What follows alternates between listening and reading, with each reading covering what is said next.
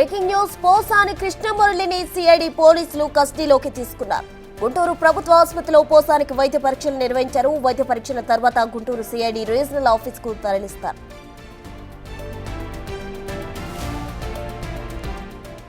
పోసాని కృష్ణమురళిని ఒకరోజు పోలీస్ కస్టడీకి అనుమతించింది గుంటూరు కోర్టు. దీంతో సాయంత్రం 5 గంటల వరకు పోసానిని సిఐడి ప్రశ్నించింది.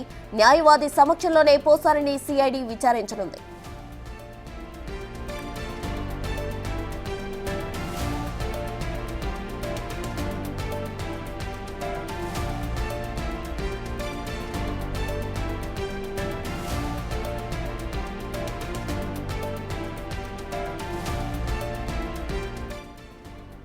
పోసానిపై సిఐడి విచారణకు సంబంధించి పూర్తి వివరాలు మా ప్రతినిధి సాయి శంకర్ ఫోన్ లైన్ లో అందిస్తారు. సాయి శంకర్,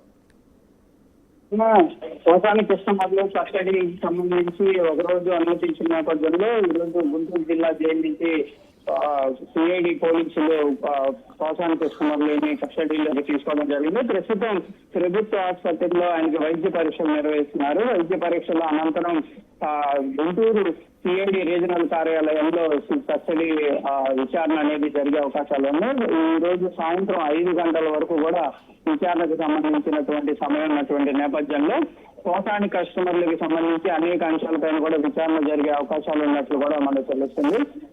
అంటే ఆ రోజు ఏదైతే పోసాని కృష్ణమురళి ప్రెస్ మీట్ హైదరాబాద్ లో ప్రెస్ మీట్ నిర్వహిస్తూ మార్ఫింగ్ సంబంధించినటువంటి ఫోటోని మోడీ కాళ్ళు చంద్రబాబు పట్టుకునేటటువంటి మార్ఫింగ్ సంబంధించినటువంటి ఒక ఫోటోని మీడియా ముందు ప్రవేశపెట్టడం జరిగింది. అది నిజంగా మార్ఫింగా లేకపోతే ఎలా జరిగింది, ఏంటి, ఆయనకు ఆ ఫోటో ఎవరైనా పంపించడం జరిగిందా లేకపోతే ఆయనే క్రియేట్ చేయడం జరిగిందా, ఈ అంశాలకు సంబంధించిన దానిపైన అయితే విచారణ కొనసాగే అవకాశాలు కనిపిస్తున్నాయి.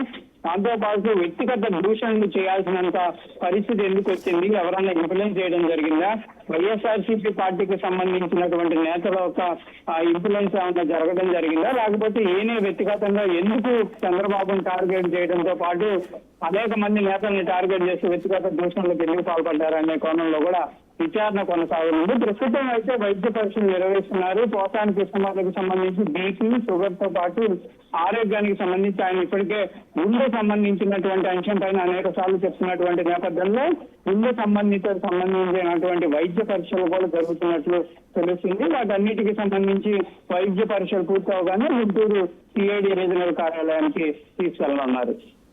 Right Sai Shankar, thank you.